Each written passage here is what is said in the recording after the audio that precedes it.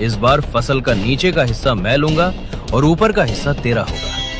बताओ, तुम्हें मेरी ये शर्त मंजूर है? मुझे मंजूर है सेठ जी।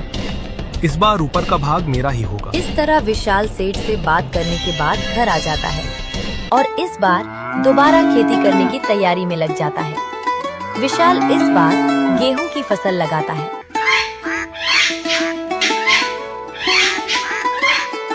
और कुछ महीनों बाद विशाल की फसल काफी अच्छी होती है। अरे वाह, इस बार गेहूं की फसल खूब अच्छी हुई है। आने दो उस चालाक सेठ को, इस बार उसे अच्छे से मजा चखाऊंगा। कुछ दिन बाद सेठ विशाल के पास आता है। जैसे ही सेठ गेहूं के खेत के पास पहुंचा, ये सब देखकर वो पूरी तरह से हैरान और गुस्से से पागल सा हो गया। अरे ये क्या? इस विशाल के बच्चे ने तो इस बार गेहूं की फसल लगाई है। ये लड़का जितना मैं सोच रहा था उससे कहीं ज्यादा चालाक निकला। इसका कुछ तो करना पड़ेगा। प्रणाम सेठ जी, कैसे हैं आप? देखिए सेठ जी, इस बार मैंने गेहूं की खेती की है और आपकी शर्त के मुताबिक इस फसल का ऊपर का हिस्सा मेरा होगा और निचला हिस्सा आपका होगा। इस तरह विशाल ने अपनी होशियारी से सेठ लाला को दोबारा बेवकूफ बना लिया और सेठ का फिर से पौपट हो गया। ये सब देखकर सेठ को काफी गुस्सा आया। अरे मालिक, इस बच्चे का दिमाग तो देखिए। आप जैसे इतने बड़े चालबाज को इसने फिर से बेवकूफ बना दिया।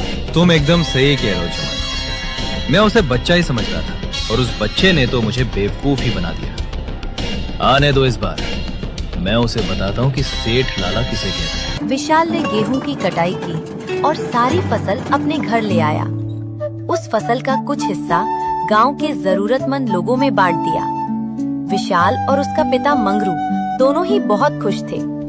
कुछ दिनों बाद फिर से फसल उगाने का समय आया। चलो, आज उस चालाक सेठ से दोबारा मुलाकात करता हूँ और इस साल भी ठेके पर जमीन लेकर फसल उगाता हूँ। देखता हूँ इस बार शर्त में कौन सी कुटिल चाल चलता है।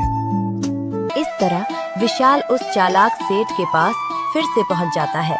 अच्छा, तुम मुझसे मिलने दोबारा आ गए। अब क्या खेल खेलना चाहते हो मुझसे? देखो बच्चे, ज्यादा होशियार बनने की कोशिश मत करना। बच्चे हो, बच्चे की तरह ही रहो। मैं भी लाला हूँ। मुझे कोई होशियारी नहीं आती सेठ जी। मैं तो एक गरीब किसान का बेटा हूँ।